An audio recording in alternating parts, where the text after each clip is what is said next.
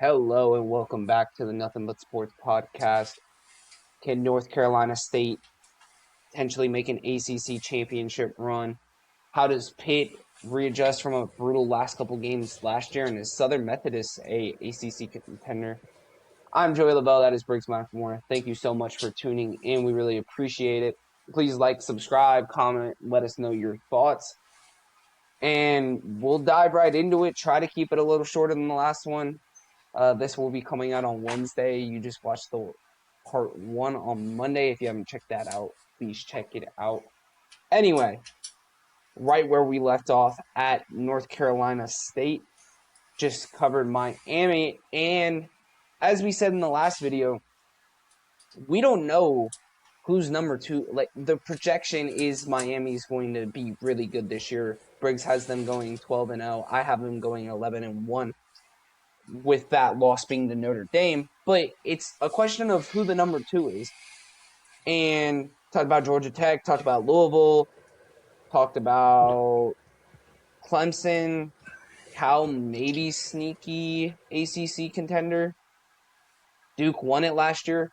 But we go to North Carolina State, who is returning CJ Bailey. He's thrown for over 5,500 yards and a 67% completion percentage the last 2 years. He had 25 plus 17, 42 touchdowns in that run. And he's also had almost 500 rushing yards in those 2 years as a starter as well. So, see, you have a quarterback in place. But the problem you run into is the top 5 pass catchers are gone.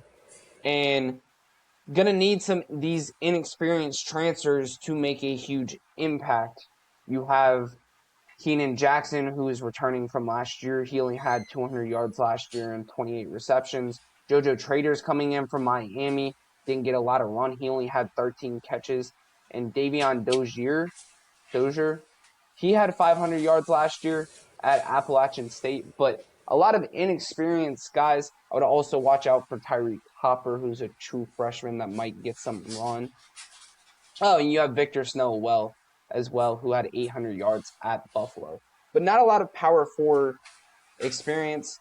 Moving to the defense. The defense was really bad for NC State last year. And they were 111th in total defense last year. Their transfer linebackers are going to lead the way with Popo Aguirre. I don't know. Aguirre? But it's Aguirre. I don't know how to pronounce that. Aguirre? Anyway, he was a big land from Miami last year, or in the portal. He's probably going to be a guy that's going to be a tackle machine. And it is a relatively older defense. They got a lot of seniors, including a lot of transfers on this team. They got a couple of graduate transfers as well.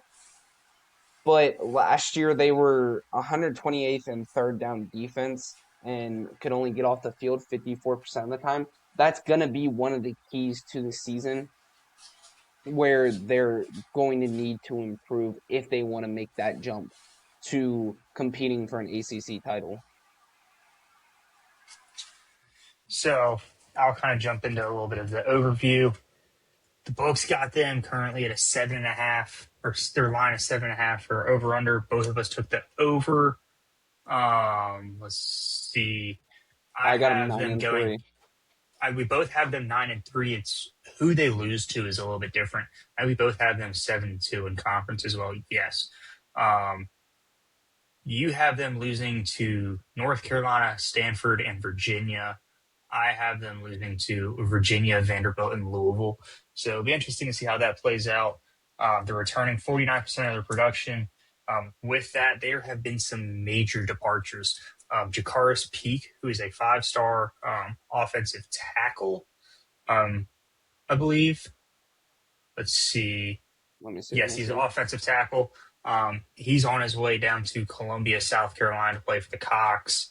And then you had Terrell Anderson, their top receiver. He's on his way to LA to play for the Trojans.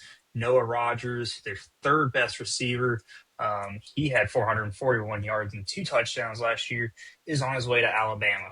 And then their best running back, Hollywood Smothers, which That's talk a about brutal loss. that's a great name, though. He's on his way down to Austin to play for the Longhorns. So there's a ton of their offensive production is going out the door. And you talk about some of those graduate transfers coming in, there's some massive holes to fill. And if they want to get back to that 8-5, 8-4 in the regular season mark, CJ Bailey, he had a great season last year, and it's talking about, okay, how are you going to take that next step forward? And with that, how are you going to take that next step forward without a lot of the major pieces that kind of helped you get to that almost 70% completion percentage last season, 3,100 plus yards, 25 touchdowns, and only 9 picks? That's a great line, like statistically. So it's hard to improve from that when you've lost so much. And then Dave Doran, I think, is like one of the top 3 longest tenured head coaches in college football now.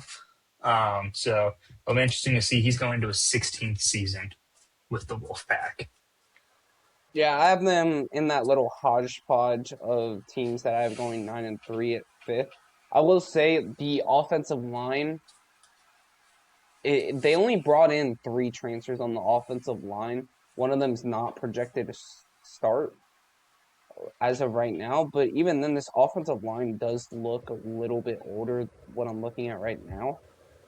But you don't have to worry about the gelling, especially on the offensive line. You have a little bit more, especially in the front 7. You have a decent amount of transfers there.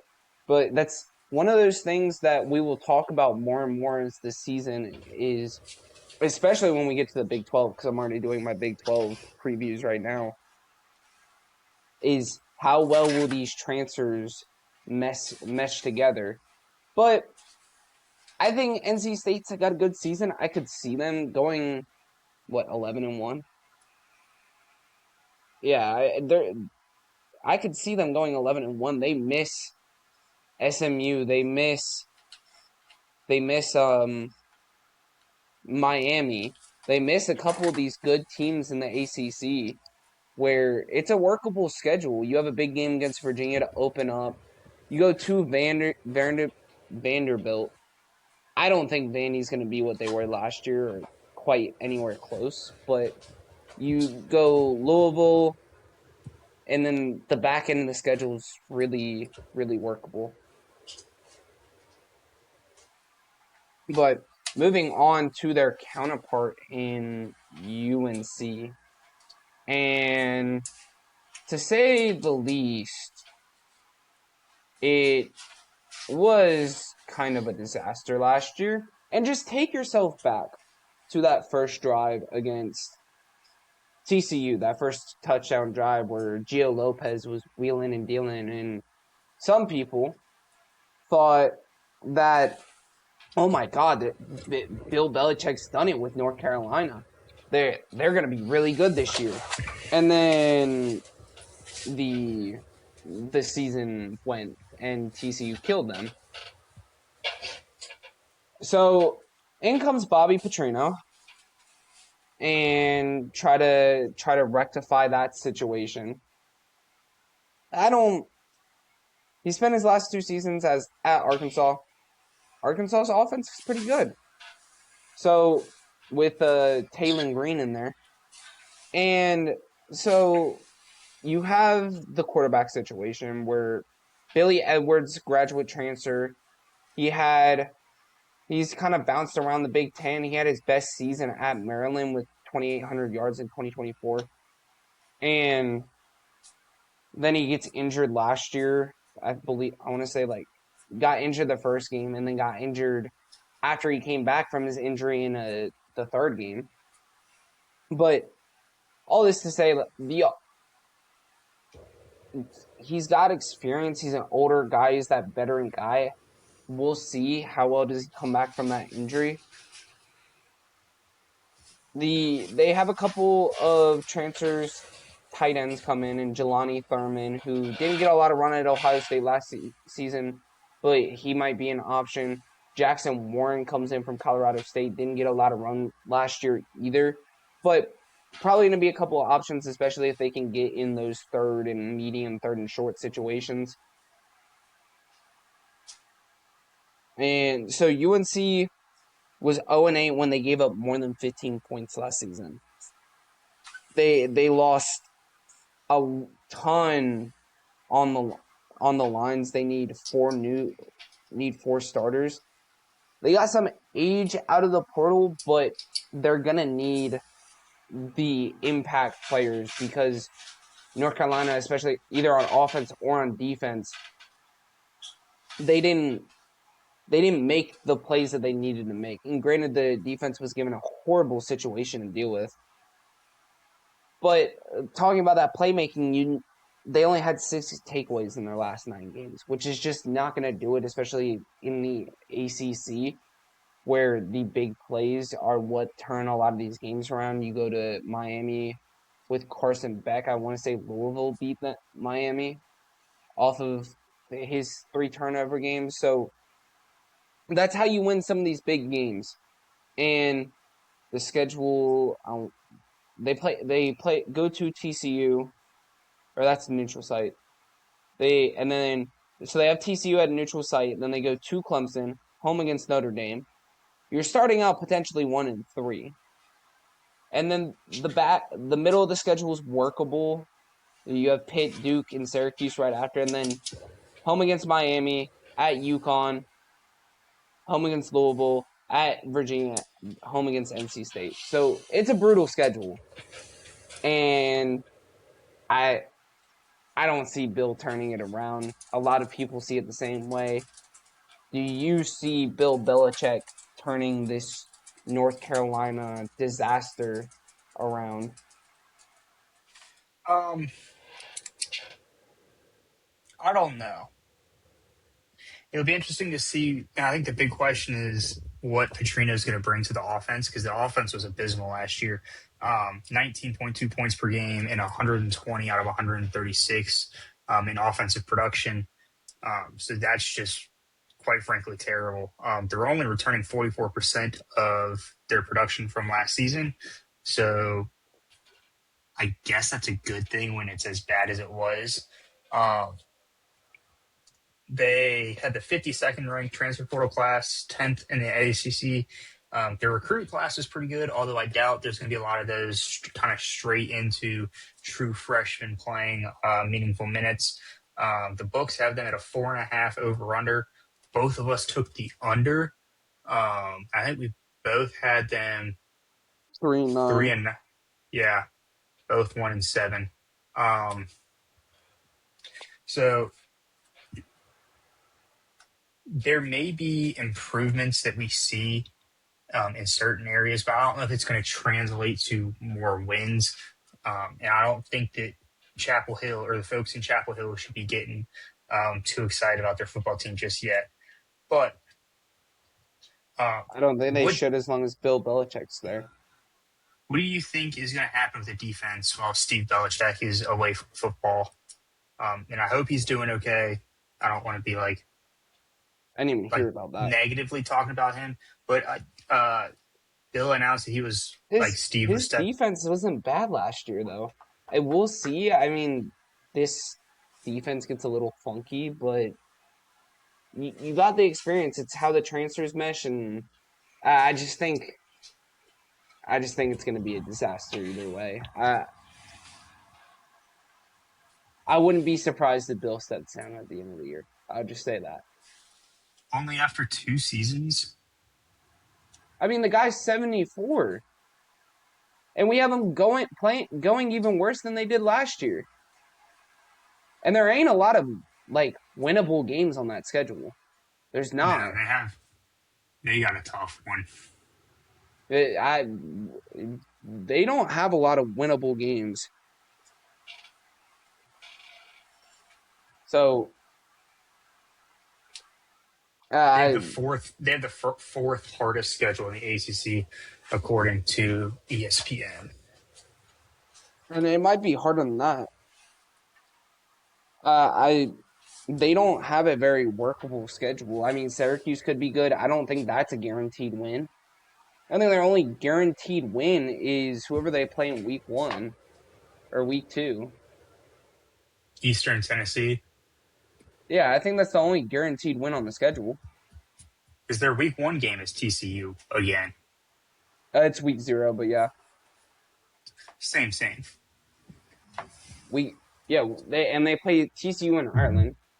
I don't think UConn's going to be a guaranteed win, even though UConn's going to be significantly worse this year than they were last year, with the departure of Jim Mora and a bunch of their players.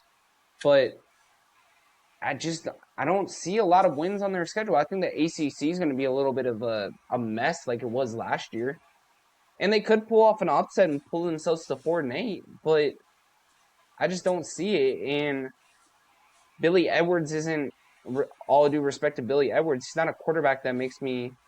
There's no one on that roster that makes me like scared as of right now. I hate to say it, but we're about to talk about Pitt. You know who scares me on that roster? Mason Heinschel. That's a name that scares me a little bit more. So, now you telling me Steve Belichick is gone, they might go lose. They might go 0-8 in the ACC. I don't have a team that's doesn't win a game in the ACC, just because, like I said, I think the ACC is going to be a mess. Like I think they've got I think I have parity. UNC's lone win. I think the UNC's lone win is going to be NC State. And like I said, I think the ACC is going to be a mess. And the last game of the season. That would be rather interesting, especially if NC State's going to try and make a push for the ACC title game. Moving on to Pitt. I mean, you just mentioned Mason Heinschel. We'll see if he can take another step forward. He was a tremendous player last season. The books have them at a 7.5 point over/under total. I believe you took the under, I took the over. So this will be interesting. Last season they went 8-5, 6-2 in conference, and they are part of that gaggle of teams sitting right there at the tie for who got into the conference title game. Turning 58% of their total production at the 90th ranked national transfer class, 16th, so second to last in the ACC. They had 36th nationally ranked recruiting class, 8th in the ACC. So my big question is, when you're returning to 58%, and let's see if I can pull up. What are you trying to pull up? Returning offensive production for Pitt.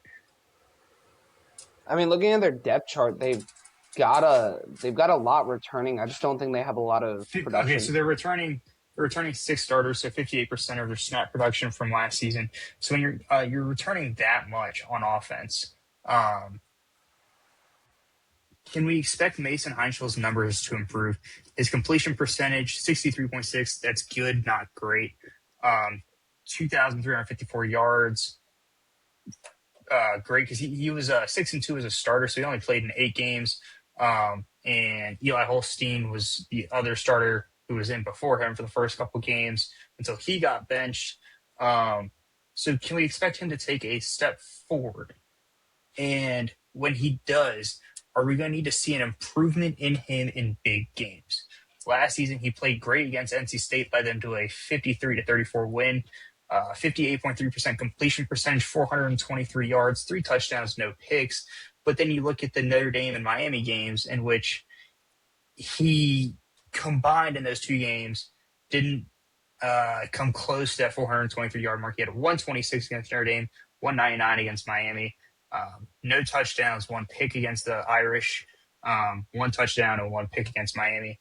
And they scored a combined 22 points against the 2. So given those are 2 very respectable opponents, but if Pitt is going to, you talk about taking the next step for Heinschel, how does he do that, especially when they don't have an easy schedule Actually, they do have a somewhat easy schedule, but you play the likes of Louisville, who is another ACC title hopeful, Virginia Tech, who we'll get into later, who we don't really know what to make of. But if James Franklin has his way, I mean, that's going to be a team that's going to want to compete at the top.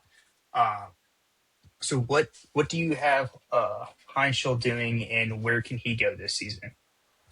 Well, part of it is their running game was okay last year, but their offensive line was horrendous last year. If you remember that Notre Dame game, and I want to say the Miami game too, Heinzel was running for his life in both of those games.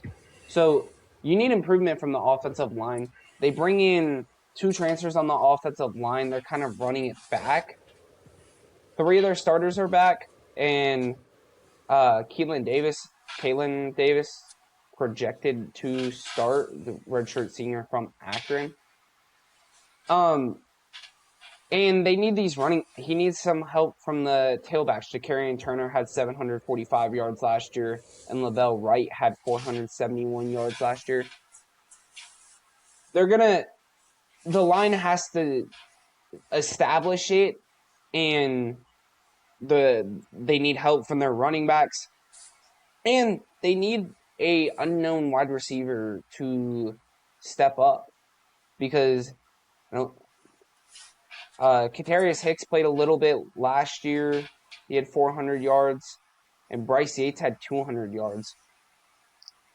So who is that guy that's going to step up? It's not super deep wide receiver room, but who is that wide receiver that's going to step up on the offense? I think you will see a jump from Heinschel because once he got hit in the Notre Dame game, you notice he started to clutch up and like not want to throw the ball. But it's going to take some work, and you don't have a lot of turnover when it comes to the offense at the very least. So I think you'll see that freshman to sophomore jump like you're expecting with a lot of quarterbacks. To I'm answer gonna your question, counter that last statement. Their 2 leading receivers, Poppy Williams and Kenny Johnson. Poppy Williams has gone off to the NFL, and Kenny Johnson transferred to Texas Tech. So between the 2 of them, that's almost 1,400 yards of receiving and 12 touchdowns combined. That is now out the door. And then you talked about him running around for his life. He got sacked 4 times against Notre Dame, and then 6 times the following week against Georgia, the following week against Georgia Tech. So I think the biggest thing, if he's going to take this step forward, kind of answering my own question, is can the offensive line do something? that's a question. I mean, they had 3 starters returning on the offensive line. That's the question. That's the key to their season is can the offensive line make that jump? And I have a concern about the wide receivers. Like, there's not a lot in this wide receiver room that's jumps out at me. Malik Knight comes in from Western Carolina. I don't have his stats in front of me from last year, but Bryce Yates doesn't have a lot of experience. Katarius Hicks the only one that got any run last year with 400 yards. Now he was the wide receiver 2 there, or the wide receiver 3. Mm-hmm. So I think quarterback wise, you'll see Heinschel make that freshman to sophomore jump. I don't think it's going to be any better, and you have to project with this running back room and that offensive line making that jump. Yeah, anything else, or do you want to move to defense? I don't have anything else for it in general. A lot of my focus was on the offense. I mean, we can talk a little bit more about our predictions, but if you want to talk about the defense first. Well, Kyle Lewis and Rasheem Biles left, and so that leaves a huge gap in the linebacker room. They have quite a few guys that are really experienced. Jimmy Scott and Isaiah Neal combined for 8 sacks last year. So those are two experienced guys that you expect to make a little bit of a jump. Sean Fitzsimmons and Nick James will round out the rest of that defense. But they're gonna need the secondary to be a little bit better.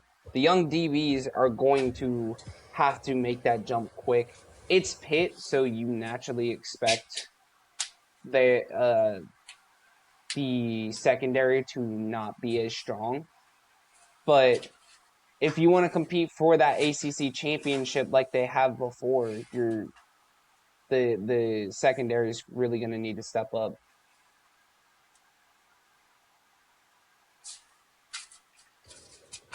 I will just say ditto. And do you have any, or I guess, so I've got a question for you. You Okay. seem to be down on Pitt this season, and pretty drastically too. They went 8-5 last season. You have them missing a bowl game this season, going 5-7, with losses to Syracuse, Virginia Tech, Miami, Georgia Tech, Florida State, Louisville, and Cal. What is like the biggest thing for you in your head, sitting there like this is going like when you're all said and done, season's over after Thanksgiving? What's the thing that you'd be like you're going to sit there and look back on and be like, this is why they didn't make the bowl game? I don't think that run defense is going to be as strong, and I don't think you have playmakers in the second. I think that defense is going to be incredibly weak. I think their pass rush will be the only thing they have going for them. But even then, you don't have those 2-star linebackers sitting back there. Braylon Lovelace should be a good replacement. He had 80 tackles last season. Alex Sanford, he got a little bit of run at Purdue. He had 46 tackles. I don't see where this defense is going to be able to hold up where they're typically good in the front, and they can be this year, but I don't think I think once they get past the first level, you're going to have a really hard time in the second level getting tackles, and you're relying on these corners, these young, inexperienced corners to make a jump. And I don't see it.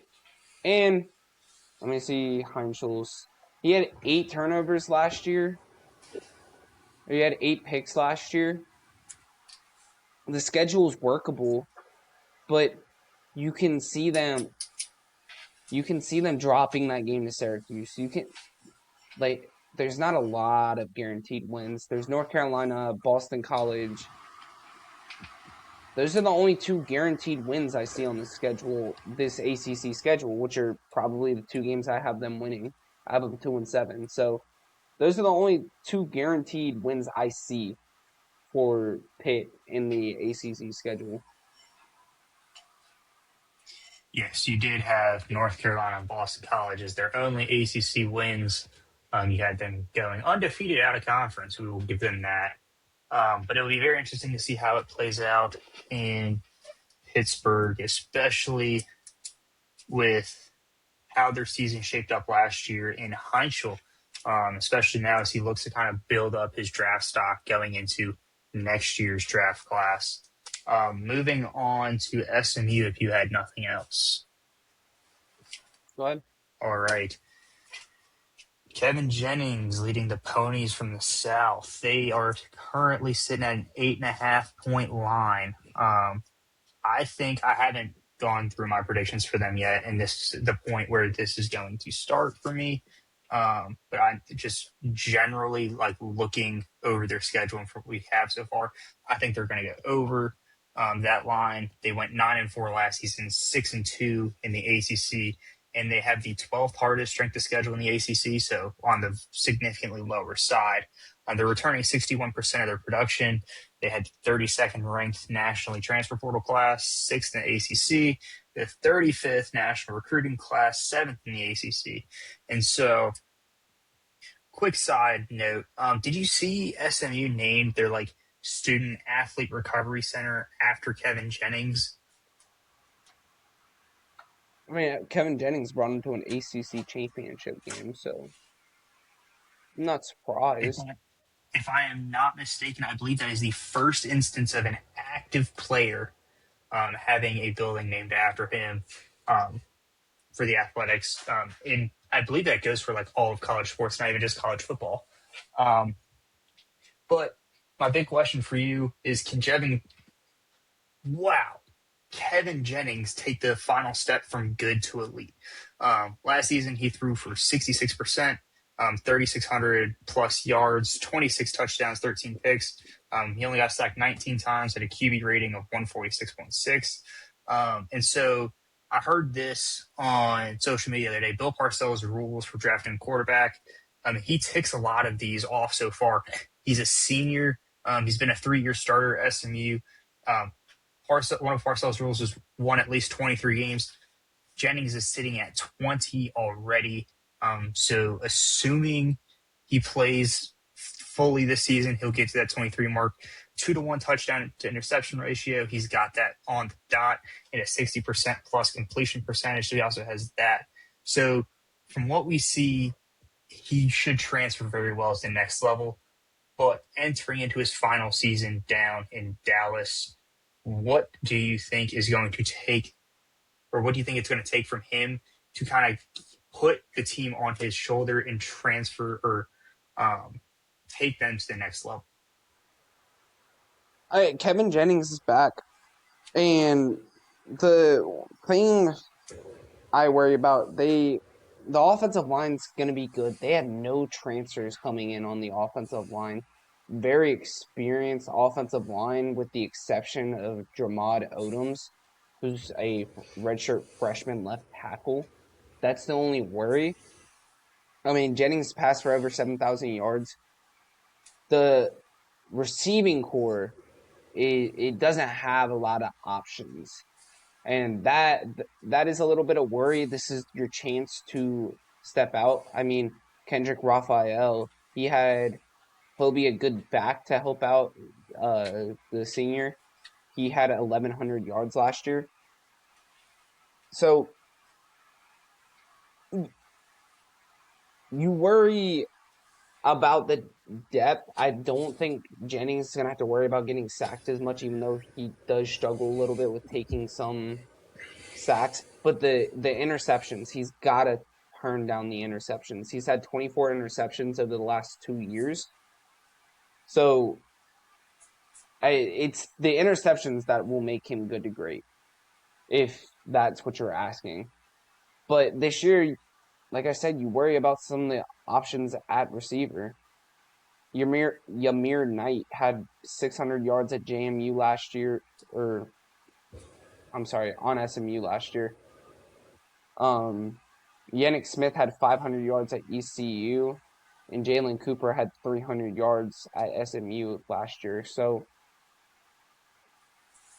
that's the biggest worry on offense for me, is that receiver room. But I think I trust Kevin Jennings to get them to where they need to be. If I kind of lost myself in what the question you were asking. It was kind of just what it was going to take. But you talk about kind of some of these big pieces not being there. Their top 2 running backs. So TJ Harden is now in the NFL. He's with the Seahawks. Chris Johnson Jr. entered the portal. He's now with Clemson. And then you look at their wide receiving room. Jordan Hudson, he's gone to the NFL. Romello Brinson, I believe, is out of eligibility. That looks like the case. And Yamir Knight is still on the roster. So he's a senior. He'll be their wide receiver 1. And then Matthew Hibner, the tight end, he's gone. So 3 out of the top 4 receivers last season off the roster. They've gone. Top 2 running backs. Yeah, they're both running backs. Okay, so top 2 running backs, they're gone. So I think it's going to take a lot of kind of the ancillary pieces from last year stepping up and kind of being that like next man up mentality and taking that next step into kind of the spotlight and being kind of, I don't want to say the star, but more well known from what, like coming out of the shadows, having your grand awakening kind of situation going on there. Yeah, and like I touched on earlier, Kendrick Raphael was really good at Cal last year. He had 1,100 yards. Um, they kill this SMU killed it in the portal when it comes to defense. They are trying to rebuild the entire defensive line though, and that is a worry. But you have you got a lot of guys that you can trust, I guess. Um, it's um, they're relatively inexperienced. They didn't get a lot of run last year, but they're older and they're good signings. The big one is Marquez White. He had 5 sacks last year at UMass, but it's never a sure thing that the transfers will mesh. But they got options and they had the potential to build. The secondary is a little inexperienced with Tyron Poley and Marcellus Barnes Jr. both being sophomores, but otherwise this group looks very experienced. It's just when you're building a defense from the portal, especially for a team that has ACC title game, playoff aspirations, it's going to take a lot for you to build to that point and mesh as a team. I mean, So, I mean, just looking at their schedule, and you talk about their secondary not being the greatest, I don't see a lot of high kind of pass threat offense on this roster or like on their schedule. Louisville might be one of them. We'll have to see, and we talked about this in we'll the see with previous kind of part. Kingholz. It's kind of, and it's going to be a situation with like we'll get to this in a minute. What are we going to see from Bo Pribula in Charlottesville? I think their defense should be able to hold down Cal and Syracuse. Um, we don't know what to expect from Virginia Tech yet. Wake Forest is a big unknown. Notre Dame will probably rip them up a little bit. And then at Stanford, I don't think that's too much of a kind of vertical threat there either. So while I think they'll be able to, I don't want to say disguise the weakness, but they'll be able to kind of patch the ship up enough to get it across the finish line. I think a bowl is very much in like the picture. I don't think there's any way they miss a bowl game this year, unless there's serious injuries throughout the team. But it's just like if our one concern is the secondary, I don't see too many teams on here that are going to be able to exploit that main weakness super efficiently. Well, 11 teams. So Louisville only threw for 100 yards in SMU's win against them. Every other team on their schedule hit 200 passing yards. So, and that includes the really bad teams that they played, whoever that was. But they got some transfer help at corner. Jimmy Wyrick, he's going to be a good prospect. He had made 62 tackles last year at UTSA. So they got a couple of guys in the portal. It's just can they limit the pass yards against some of these bad teams? Like you'll find out against Florida State week 1, where Florida State season really starts, and we talked about how important that is for them. Louisville, we'll see. I trust Jeff Brom when it comes to quarterbacks. Eli Holstein or Bo Pribula, we'll see. Callaway Sagapolotelli, we'll see with him. They were high flying last year. We'll see what Tosh Lapoy does with that. Syracuse, we'll see. And then Notre Dame might be a little more, but yeah, that I got them going 10-2, 8-1. I think I have them losing to Louisville and Notre Dame, which is their two toughest road games. So, I mean, I have them going to play Miami for an ACC title. So, and we'll get into our winners right before the season. But you, I don't have That anything that's else. all I that's all I had for them. If you're ready to move on to the Yeah. Qs, so You got Syracuse Syracuse. next? Did I skip someone? Stanford's technically alphabetically before them. Oh, I'm fine I with don't think doing whatever. I don't think I got anything for Stanford. I'll be completely honest. You want me to hit Stanford, or do you want to hit Syracuse first? I don't care either way. I have all my You stuff can pulled hit up. you can hit Stanford. Do a brief overview. All right. Tabata, Tavita, I don't know how to pronounce his name, but he's Tabata Pritchard is the took over head coaching role after serving as the Commanders quarterback coach from 23 to 25. He was there. My watch keeps going crazy. It keeps distracting me. But the offense is probably going to take some time to develop. Davis Warren's the projected starter right now, which we'll see. He did beat Ohio State 13-10, but we'll see. And so it's going to take some time. Davis Warren's coming off a knee injury.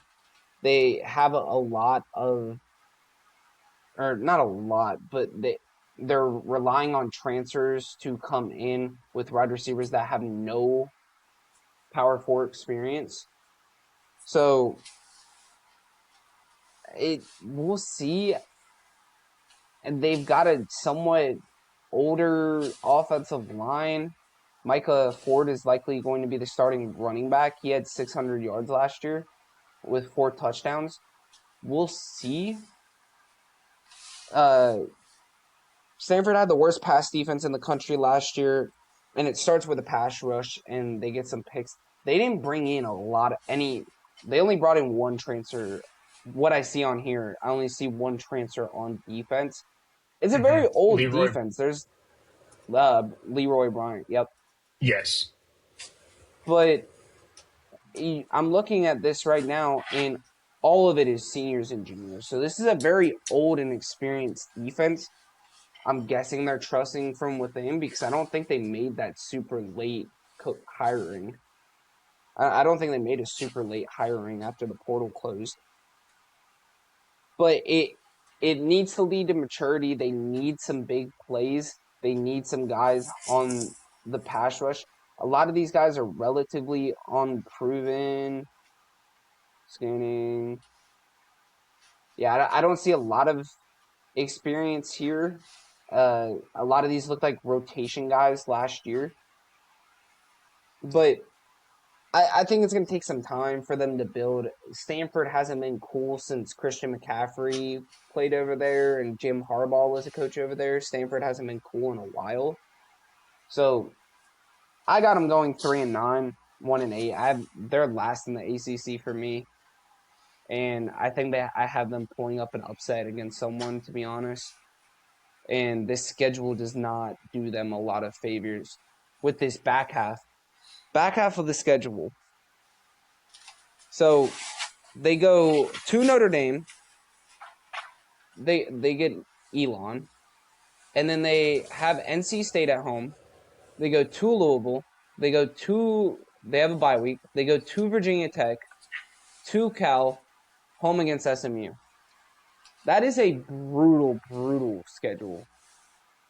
That's brutal for their back half of the schedule. Schedule's not doing them any favors, but yeah, I think it's gonna be a bad season for Stanford this year. They have they only have one guaranteed win. Yeah, they only have one guaranteed win in Utah, or I'm sorry, against Elon. And then they play Hawaii, which I believe they lost to them last year at Hawaii, which started off their season bad. But you want to touch anything? Maybe Andrew Luck can fix them next season. I lean towards not, but you got anything else? Not this upcoming season. I mean, they have the third hardest schedule in the ACC. They brought in nothing essentially in the transfer portal. See what the recruit class looked like. They didn't bring in a lot. No, they It's only just brought like in 23 commits, 11th in the ACC. I'm not going to scroll all the way down for their national ranking. That's just too far. So I just, coming off of last season, I just don't know if they've got, I mean, they were 4-8 last season. They didn't really change much. I mean, I don't think you're doing any better than 4-8. 3-9 is probably a good area. I don't think that they're going to beat Hawaii. 1-11 is very much in the picture. I will say that. And if that's I the think case, they'll pull out a win. I think they can pull out a win against Hawaii, especially that game being at home. I think teams that travel to Hawaii will always struggle with that. And Hawaii had some juice to it last year. I don't think they're gonna have it. I don't think. Oh, what was their quarterback's name? I don't think he's there anymore though. I can't remember who it was off the top of my head. But I'm ready to move on to Syracuse, which is. Just go ahead. Alrighty. So the Qs, their line is currently 4.5. I believe you may have them over that, if I'm not mistaken. I've been going 7-5. Yeah, I do not have them going 7-5. I think they're going to end up being under that number. Last season they were 3-9, 1-7 in conference, returning 62% of their production, 56% on offense, 67% on defense. I had to throw that in there. 54th ranked national transfer portal, 11th in the ACC, 30th nationally ranked recruiting class, 5th in the ACC. And the big question surrounding them is how healthy is Steve Angeli going to be? And if he's not healthy, if he gets injured week 1, week 2, because I think he had what was a nasty, was it broken leg It was last season? gross. It Gross was injury. one of those where you don't want to go back and watch it again. So if he's not fully there, you've added journeyman Malachi Nelson, who I will say, I was looking at it because I saw the name and I was like, is this the same guy? 5-star coming out of high school, went to SoCal, then to Boise State, then to UTEP, and now to Syracuse. And then they also have Amari Odom out of Kennesaw State, who was low-key kind of a dog last year, throwing for almost 65% completion percentage, 2,500 plus yards, 19 touchdowns, 8 interceptions. So there's that. And then they lost all 7 of their top receivers. Jonte Cook, who is their leading receiver, he's transferred to Ole Miss. Second, Darrell Gill Jr. has also transferred to Ole Miss, so that's 1,000 yards of receiving out the window. Dan Villari, tight end, he's off to the NFL. Justice Ross Simmons, he's out of eligibility, but after the recent court injunction, not exactly Ruling. sure on the verbiage around it, the ruling, he's potentially pursuing another year, so they may get him back. Will Nixon is out of eligibility, and then Emmanuel Ross transferred to UConn, and Jalen Hornsby transferred to Purdue. So they have no one in the receiving room, at least that was left from last season. I'll pull up their transfers here in a minute. But will they be able to develop a decent receiving room in time? I mean, you have some talent here at quarterback. When Angeli was healthy last season, he showed flashes of greatness. So He had 1,300 yards in 4 games, 10 Yeah. touchdowns and 2 interceptions. I mean, he was really good last year. He had So 62% completion percentage.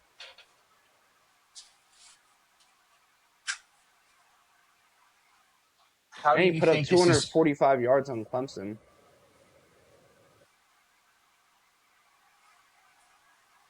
274 on Tennessee. I mean, he threw a lot. I mean, he had 156 attempts in 3 games and some change last year. So they've brought in 3 wide receivers out of the portal. They got Elijah Moore from Florida State. I don't know what year he is. Doesn't say on 24/7's website. Um, Sophomore. Sophomore, okay. And then let's see, Elijah Moore, just talked about him. Cole Weaver from, I believe that's Miami of Ohio, Yep. and Matt Uten, Matthew Uden. Wooten Yeah. from Penn State. So Yep. you have 3 coming in there.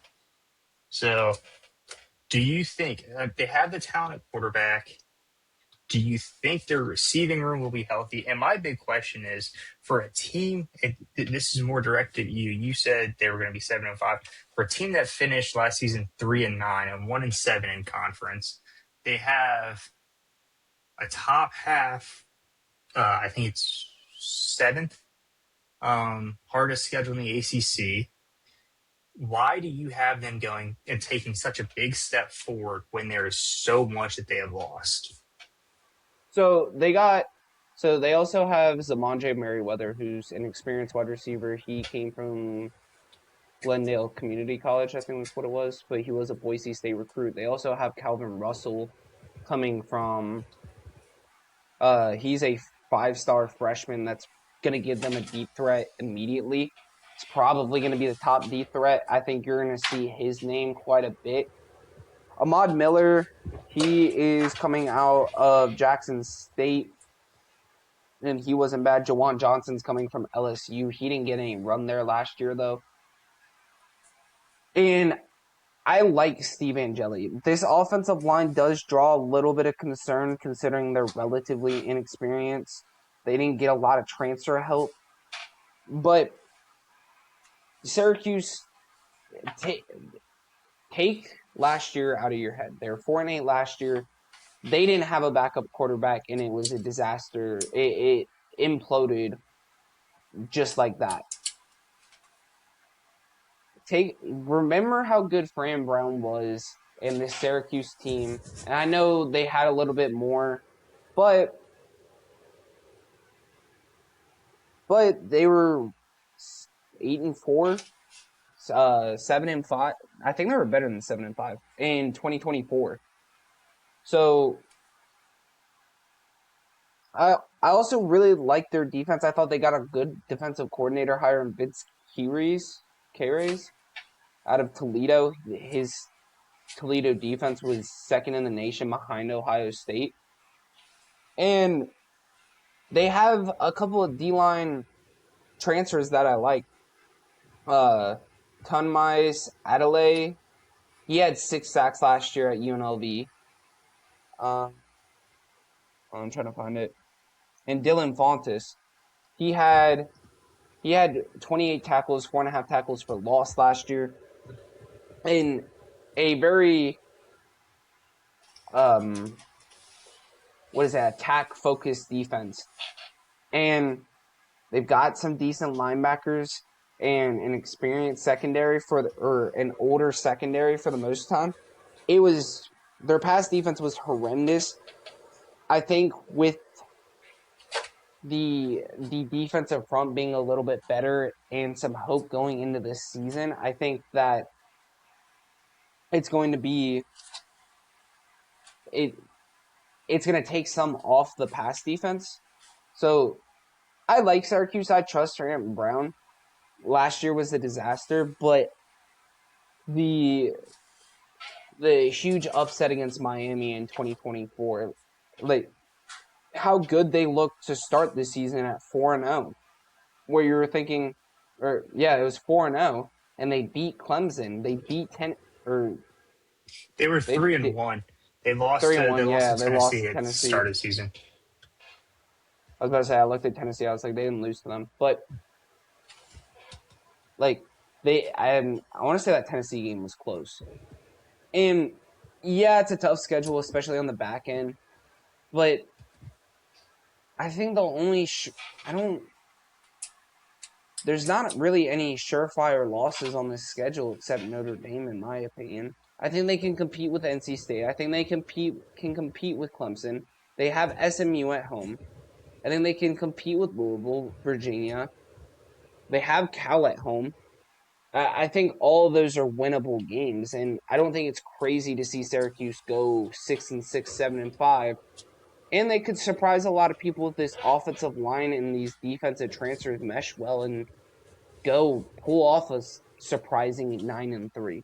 I don't think that would be crazy. I think, but I also disagree with the books about a lot of these teams. So, You saying I, Syracuse has the potential to go 9-3 is going to be crazier than what you are going to think that my South Carolina prediction is going to be.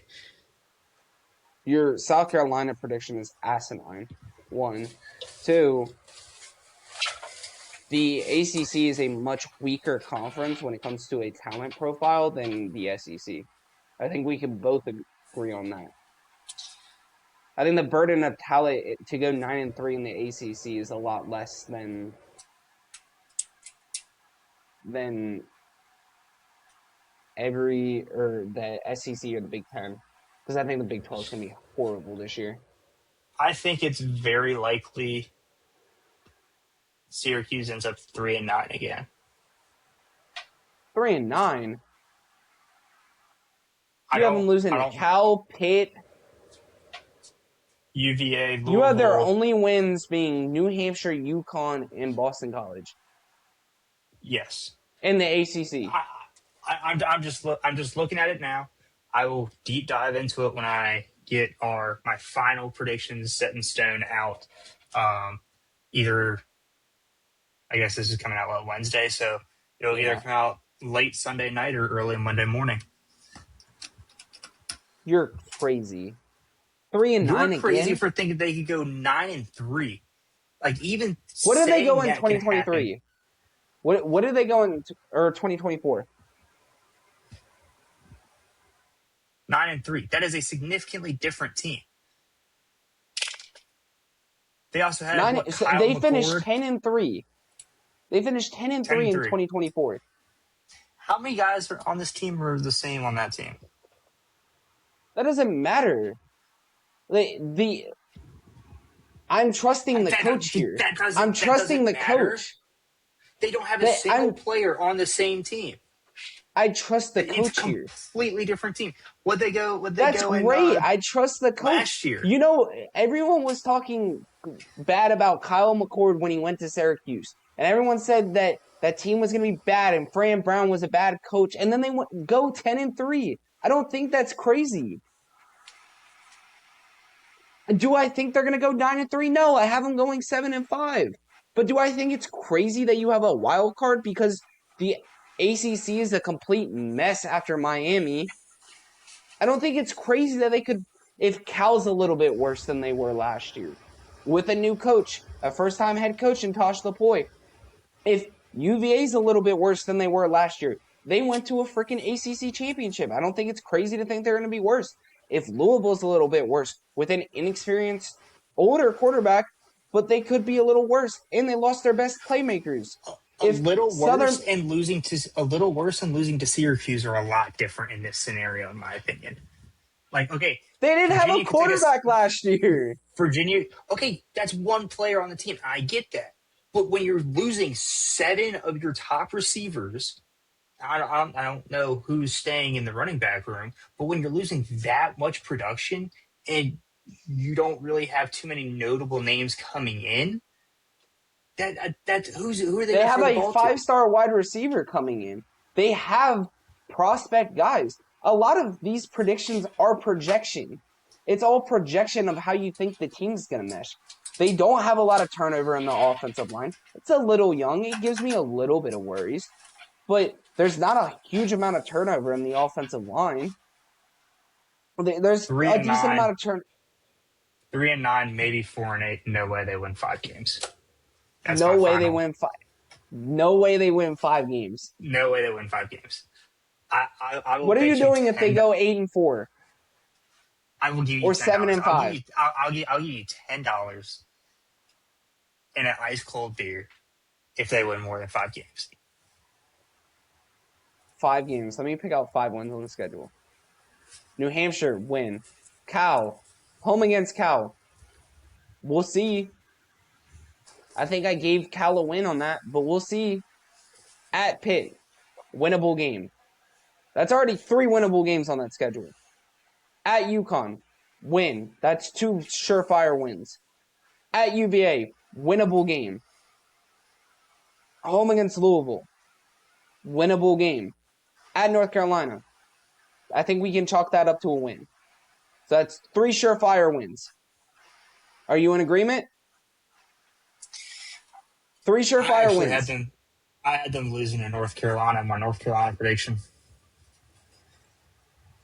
Okay, we'll take that one off the board. We'll still call it 2. Home against SMU, I think that's a winnable game. Home against Clemson, it's a winnable game. At NC State, You think winnable game. home against SMU, who did you not just say they might be, like, that was who you were predicting to be in the title game? It's still a winnable game. I don't think that's a surefire loss. To who did SMU lose to last year? The current matchup predictor is 75% in favor of SMU. Now, I get there is some disparity there. The books obviously don't have odds out yet, but to say that is a winnable game is, again, asinine. Hold on, let me pull up because I think SMU lost to bad teams last year. So they lost to Cal, lost to Wake. Wake was okay last year. Lost to Cal, lost to Wake, lost to TCU, lost to SMU. Or lost to Baylor, I mean. Like, TCU wasn't great last year. Baylor was bad last year. Wake, okay last year. I don't think it's asinine to say that SMU is going to be a winnable game. Especially when you have them at home. I know you're not super scared to play against Syracuse, but SMU slips up in some of these games. They lost 13-12 to Wake Forest last year, for crying out loud. I know Wake went 8-4 last year, but still. Clemson, again, winnable game. NC State, winnable game. At Boston College, that's a surefire win. So that's 3 surefire wins. That means you only have to win two of those games, one of them being against North Carolina. And Notre Dame is a surefire loss. You only have to win one of North Carolina. You have to beat North Carolina and then win one of Virginia, Louisville, Cal, Pitt, SMU, Clemson, and NC State. They're going to win one of those games. You're not winning 5 games, big dog. I'm sorry to break it to you. You're insane. If I'm using this logic, the national title game is a winnable game for South Carolina. No, I'm not going to get into the South Carolina debate because that's already going to be a 30-minute debate. At least, at least with my team, I'm not as unreasonably delusional. Like, I think I'm going to have Ohio State going 10-2 this year. You guys have a tough schedule. Yeah, I think we're going 10-2 this year. Like 10-2, 9-3. I lean towards 10-2 right now because I don't know who I'm picking in that Texas game. I think the second loss will probably be Indiana. Are you done defending Syracuse? I didn't think I would have to. Talking about that, there's no chance they get to 5 wins. That's crazy to me. All right. Moving up to Charlottesville, Virginia. UVA. Books currently have them at 7.5 for projection. I think they'll, again, this is just simply looking at their schedule right now. I have not done my deep dive yet. Again, that is coming. Stay tuned to these socials. Why is this not loading? I'm trying to pull up their schedule. They have home against NC State, home against Yeah, Norfolk okay, State. I got it. Second easiest schedule in the ACC. Obviously, starting off with NC State and Norfolk State, as Joey just said. Last season, they went 11-3, 7-1 in conference, lost in the ACC title game to Duke, who they had previously beat early in the season, returning 65% of their production from last season. Transfer portal class ranked 37th nationally, 8th in the ACC, 99th ranked recruiting class nationally, and 17th, so dead last in the ACC. Although I will say, recruits I don't think are as important anymore, especially in the age of the transfer portal. I'm high on Bo Pribula this season, but can he fill Chandler Morris's shoes? Pribula, because Morris threw for over 3,000 yards last season. Pribula last season, 67%, 1,946 yards, 11 touchdowns, 9 picks, and he started in 7 games. Another nasty leg injury. I believe he completely shattered his ankle in the 8th game. So if Fribula struggles this season, how quickly does UVA shift to Eli Holstein from Pitt? And was 2025 sustainable for UVA? Or is this just was that just a one and done kind of fluke Cinderella run? I mean, this offense is incredibly experienced. They have a couple of options at running back. And looking at this, it's all graduates. Their entire roster is graduates on the offensive side. 5 offensive linemen plus the tight end who are all graduates. And most of them are returning. They had to supplement skill position wise in the portal. But Rico Flores, Deshaun Martin, and Jaquan Gibson are 3 receivers they had to go supplement in the portal, 2 of them being graduates. This quarterback situation is very interesting to me because I don't know. That quarterback situation is very hairy to me. The defense should be good. It's an older front 7 led by Matthew Fobbs White, who came out of the transfer portal. He was a good get from Baylor. And they have a lot of depth. I don't know what I was thinking, or I predicted before I did my preview, but it's a lot of newness in the secondary. How does that mesh? And can Pribula limit the interceptions? I think that's the danger you run into with Eli Holstein. But I don't think that's sustainable at Virginia, especially after that bad taste in your mouth where you should have won the ACC championship and just didn't. The schedule is really workable. It's not a super bad schedule. You avoid Louisville, you avoid Miami, you avoid Notre Dame, which Notre Dame seems to play every team in the ACC. So it's a really workable schedule. I got them going 8-4, which is a whopping 9th in the ACC. Yeah,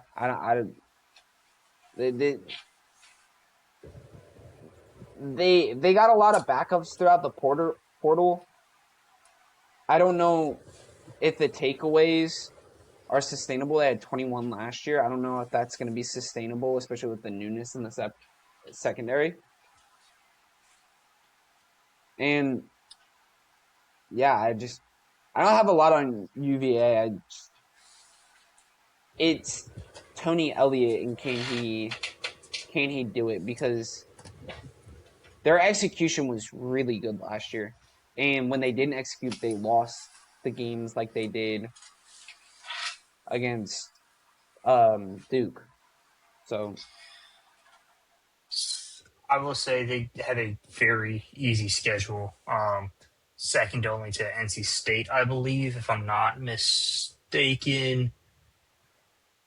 I am not mistaken. They have the second easiest schedule only to NC State, who they play week one. But outside of that week one game, every single game I could see them winning. And I even say outside that week one game, I'm gonna say like 12-0 is in the realm of possibility. I don't think that's going to happen. I think there's going to be slip ups along the line, trap games here and there. But they did lose some important pieces. Jamari Taylor had 1,300 scrimmage yards, 15 touchdowns. He has since gone on to the Jaguars. He was a massive part of their offense last season, an absolute beast at running back. Trell Harris has transferred to Oklahoma. Cameron Ross has gone on to the NFL. I believe he's with Denver. And then Jamal Edrine, I believe he's out of eligibility. So those were some of their top kind of receiving production. Jamar Taylor was just a key running back there. So how they replace that lost talent, and then how Bo Pribula kind of comes into the picture. If he balls out like the expectation is, and I think coming out of camp and kind of like the summer workouts, it was good things given. It's the people in there that are saying it. So obviously you have to take that with a grain of salt. But if what they are saying is correct, they have a very easy schedule to go and run the table. But it's one of those things where it's so easy the second you go up against a Notre Dame or a Miami or some of these kind of heavyweights that you see that are like in the conversation for the national title, they may get smacked around really good.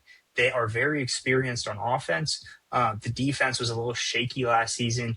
We saw in some of those kind of that Duke game, an ACC title game, gave up a little too much kind of on the explosive side. And then at the end of the game, just heartbreaking fashion.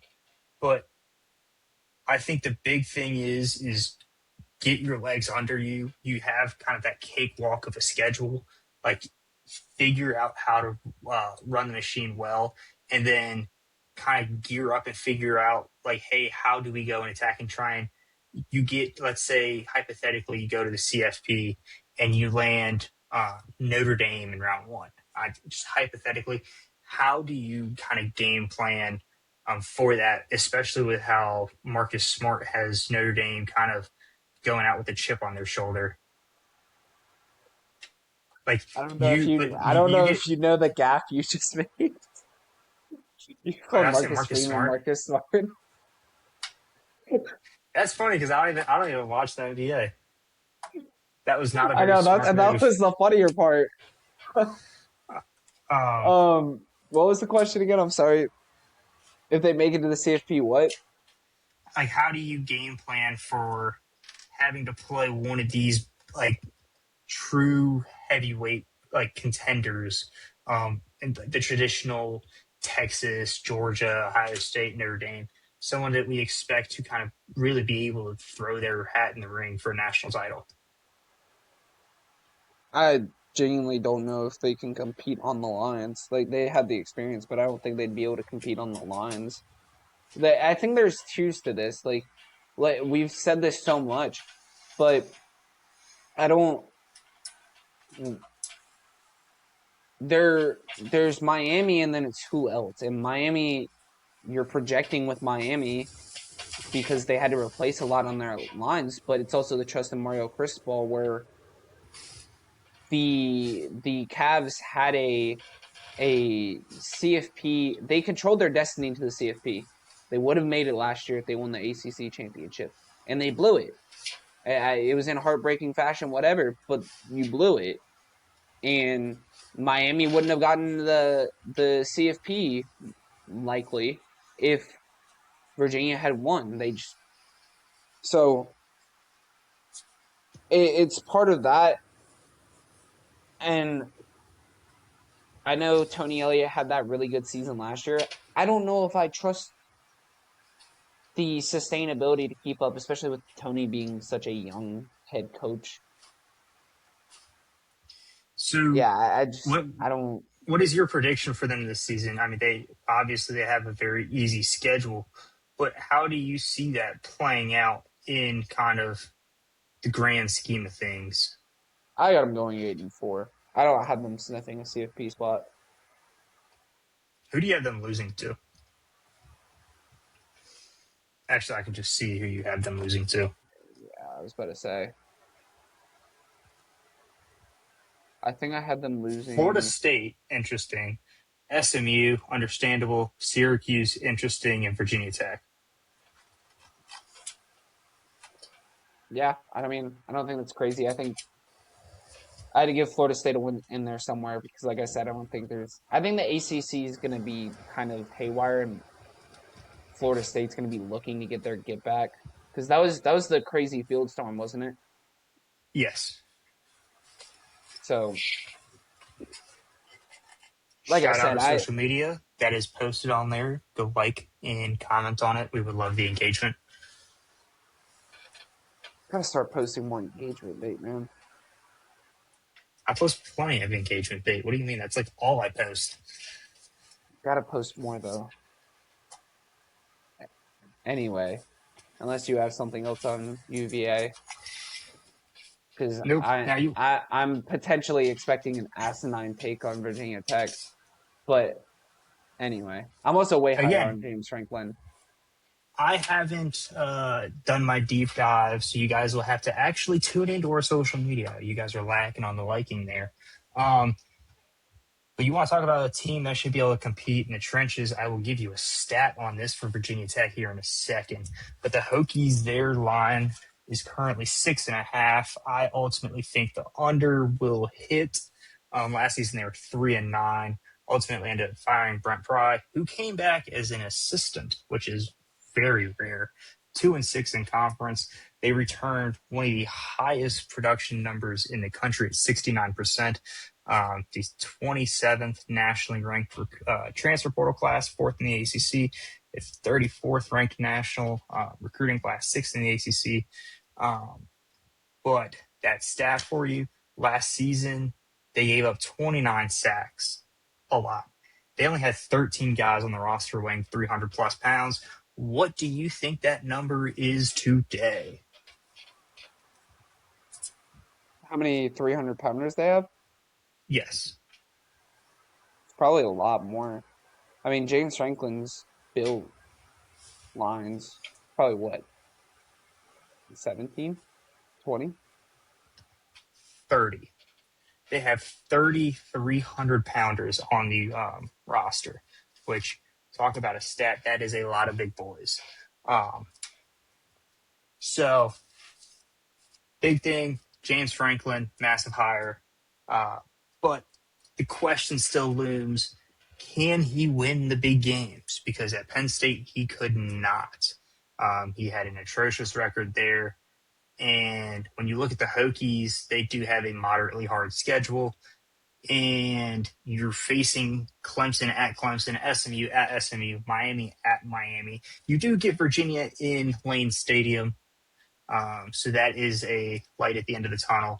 But you have a little bit of a gauntlet there at the end of the season with your only kind of break being Stanford at home.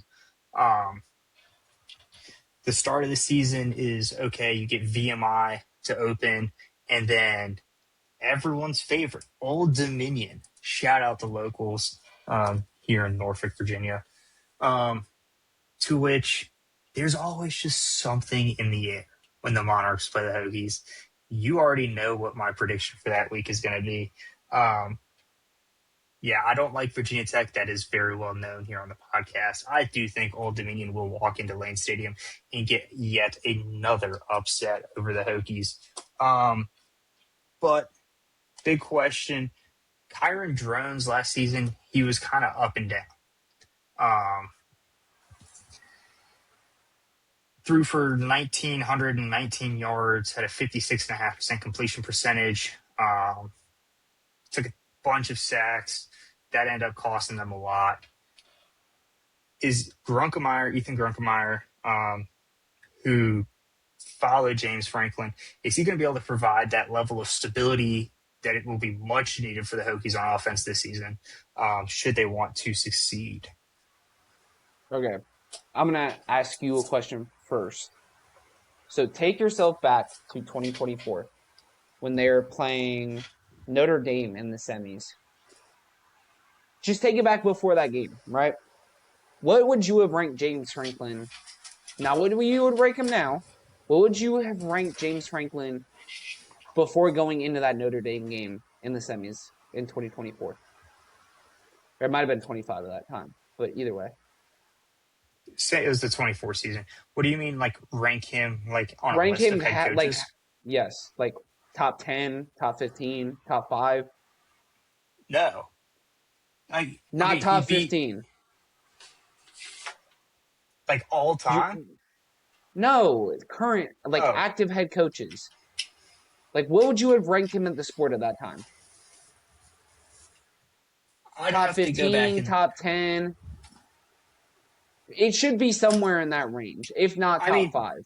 maybe top 15, but the thing is, I don't think you're going to ever, like, his record against, like, in the big games, like Michigan, Ohio State, like those level games where it's like, okay, here's the Penn State whiteout, let's go out and win this thing. We got Ohio State coming into Happy Valley. He was just so, like, they just never could get it done. I think he won one of those, not against Ohio State, but just one of those kind of big games. I think he was 1-7, 1-10. And so, like that, right, like that in and of itself speaks to itself, or speaks for itself. And then he had an easy path to Notre Dame in the playoff. End up losing to them. I know they played Boise State. Who'd they play before Boise State? I want to say, it was SMU. It was SMU. It was SMU went to Happy Valley. That was one of the on-campus games. It was SMU In in which, Boise. for some reason, I want to think that game was extremely cold. And Kevin Jennings ended up turning the ball over like 4 or 5 times, if I remember correctly. But again, 2 not very staunch competitors, and then walked into Notre Dame, got beat. So again, and those were the only 2 playoff wins he had. I think that was the only time they made it to the playoff, if I'm not mistaken.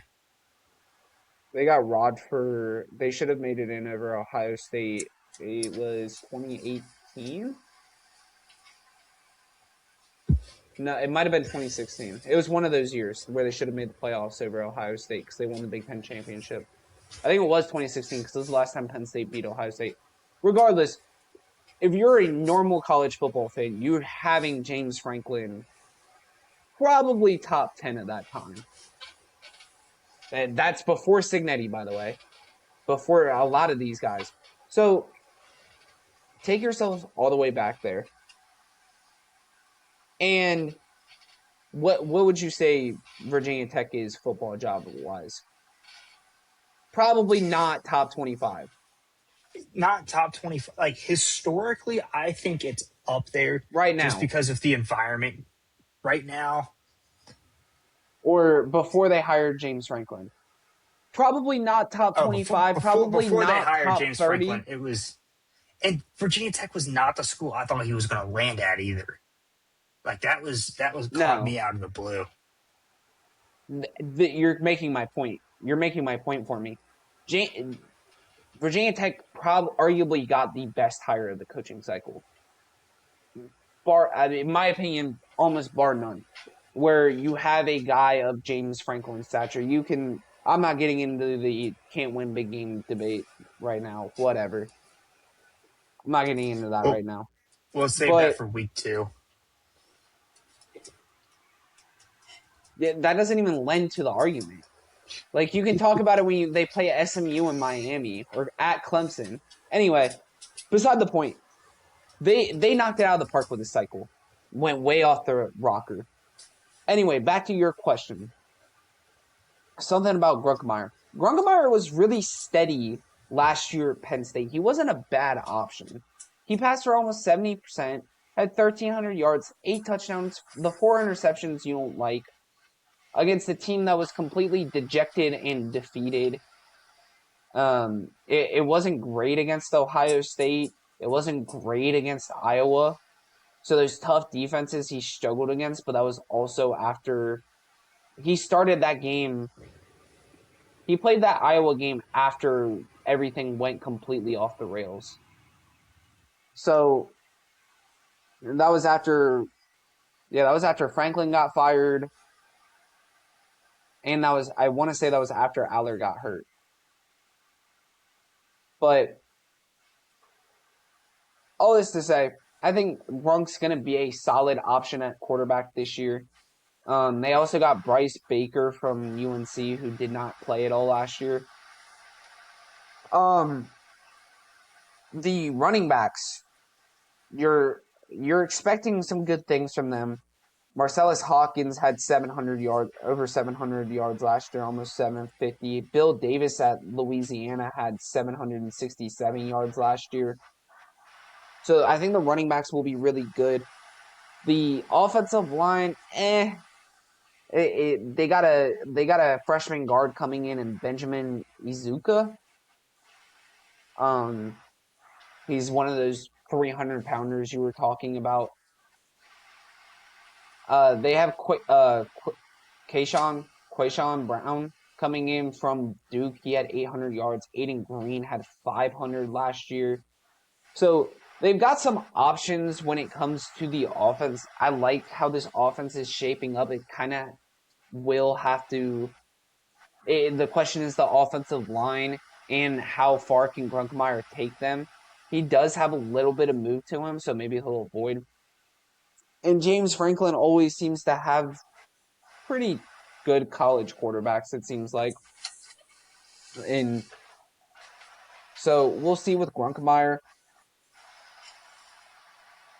Penn State transfer prospects on the defense are going to be huge. And Franklin defenses tend to be good. Virginia Tech really struggled to get the ball out last year. Brent Pry is going to be the defensive coordinator, is what it looks like, from what I can tell. So, and they got a lot of prospects out of the portal, so it's going to be interesting. It's a lot of young prospects too, especially in that front seven. Jack Jaquez White, he comes from Troy. He had 67 tackles last year with 3 interceptions.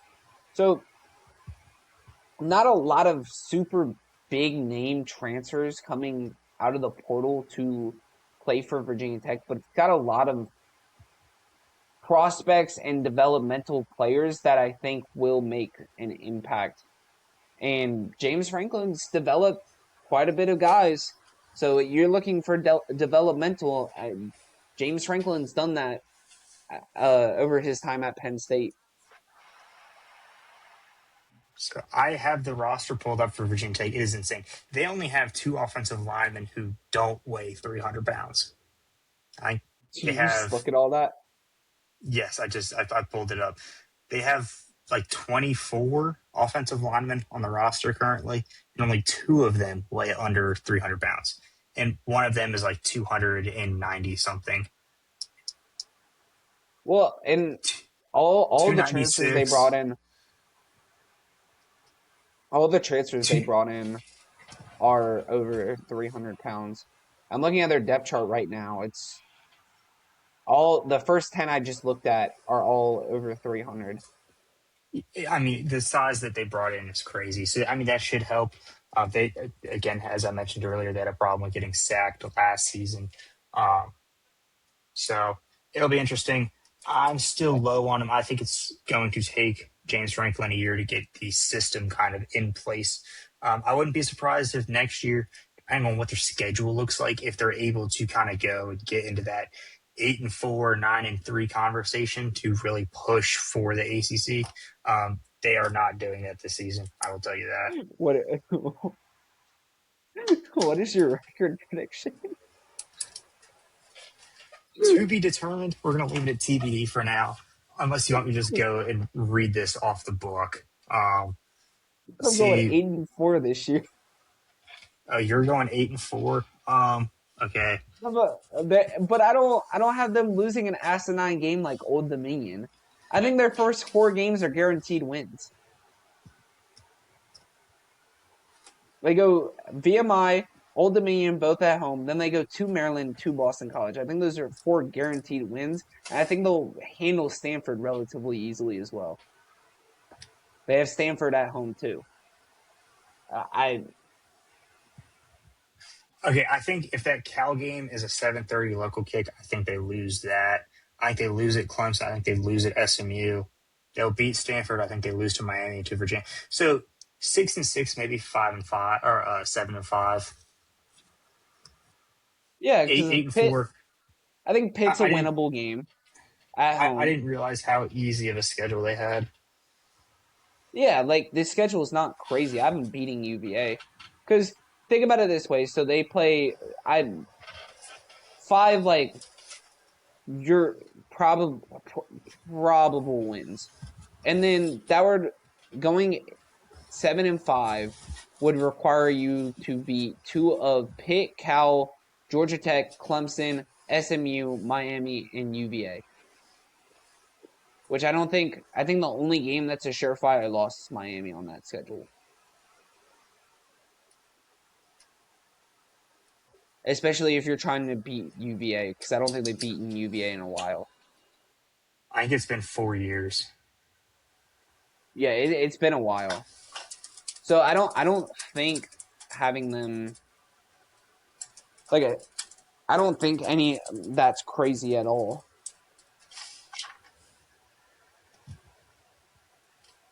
Are you got anything else on Virginia Tech? Oh, hold on. They beat them 2 years ago in 2024.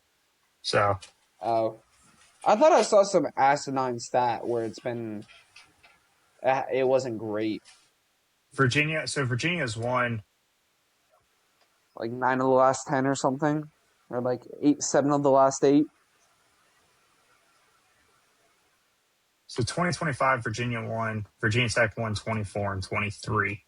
And 23 was not close. It was 55-17. So that's pretty ugly.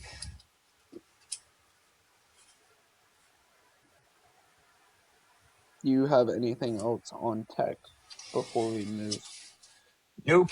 On to the Demon Deacons of Wake Forest. The books currently have them at a 5.5 point over under. Again, I haven't taken a deep look into the schedule yet. I got to look at a lot of their stats. The last season they went 9-4, winning their bowl game, 4-4 in conference play, returning 53% of their total production. A 66th ranked national transfer portal class, 15th in the ACC, 42nd ranked national recruiting class, 10th in the ACC. So yeah, if you want to take it from here. Oh yeah, Jake Dickert's back for his second season, and I don't know why, but when I was doing my predictions before I did my deep dive, partially on me, um, I thought Wake's been bad the last couple years, but they brought in a lot in the transfer portal. They're looking for a lot to supplement some of their losses. They're gonna have a 3-headed monster with Ty Clark III, Katie Daniels, and Sawyer's Seidel. They got a 6 receivers out of the transfer portal. The lone one who's going to be a starter is Carlos Hernandez, who had 600 yards last year. Got 5 offensive linemen out of the portal. 3 of them are projected to start as of this current moment. Wake couldn't score against the big teams. They somehow beat SMU 13-12 last year. I don't know if that's going to cut it against some of these good teams this year. And they have Gio Lopez as their starting quarterback. And I don't know if you can get your image of Gio Lopez out of your head. He had a good year at South Alabama in 2024. He had almost 2,600 yards and 18 touchdowns. Last last year was a big drop off though, with 1,700 yards and 10 interceptions, 10 touchdowns and 5 interceptions. So it just kind of depends if you can get the North Carolina thing out of your head. I don't know. The transfer portal added some depth on the defense. They have a lot of experienced guys. You look at this depth chart and it's almost all seniors, especially in the front seven. Wake Forest was 0-4 when they gave up more than 30 last year. A big concern is going to be, can Wake force enough turnovers to make a difference? Their secondary players combined had 4 interceptions last year, so they're going to need some of those guys to step up and make an impact when it comes to turnovers. I have Wake going 5-7, 2-7 in conference, but this is one of those wild card teams. And knowing what I know about Jake Dickert now, his head coaching record total is 32-24. So they very well could pull off another 8-4-esque season. I think the schedule is going to be a little bit tougher, where there's not a lot of surefire wins in there. But Briggs, do you have anything while you've been looking while I've been talking? Um, their schedules. I mean, it's not the easiest, but it's not a total gauntlet. See if I can actually get it. Whoa. They have Miami at home week 3.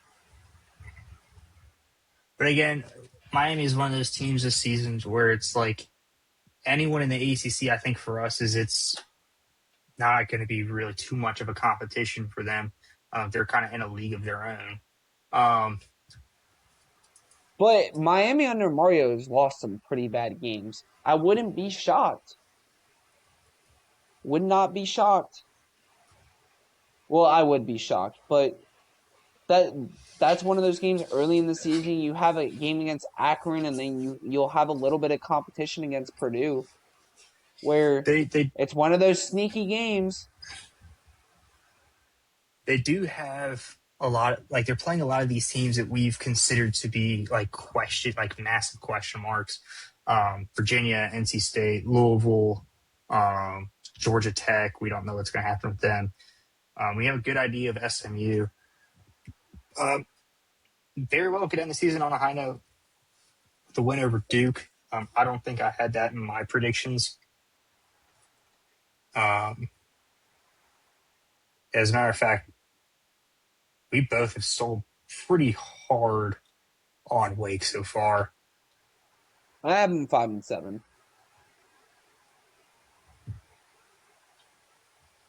I have them beating Purdue, and then they play Akron and Merrimack, which are probable So wins. do you have them going 1-7, 2-7 in the conference? 2-7, yeah. Yeah, I So think I have them beating Stanford and Cal, maybe? again, it very well could flip, and they could easily flip some of these games and end up 8-4 in my opinion.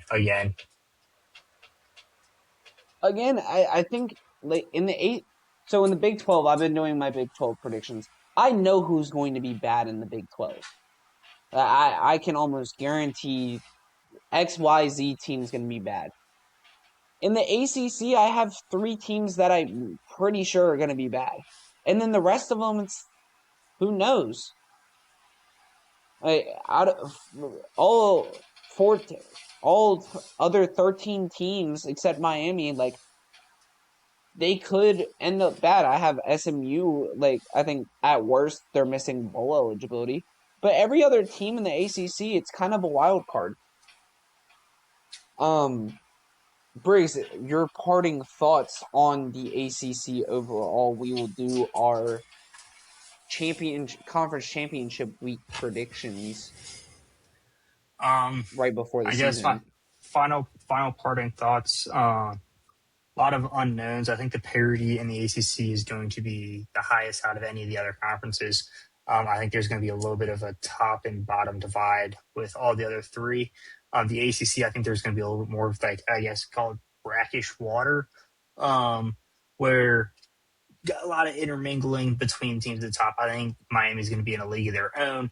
I think it'll be tough for anyone to catch them or compete with them.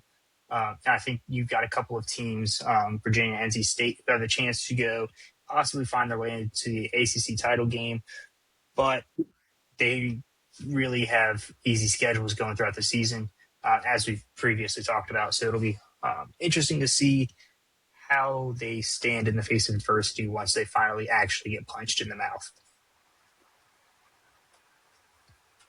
Yeah, I mean, like I said, it's a hodgepodge of a bunch of teams. I have one team going 1-11, another team going 10-2.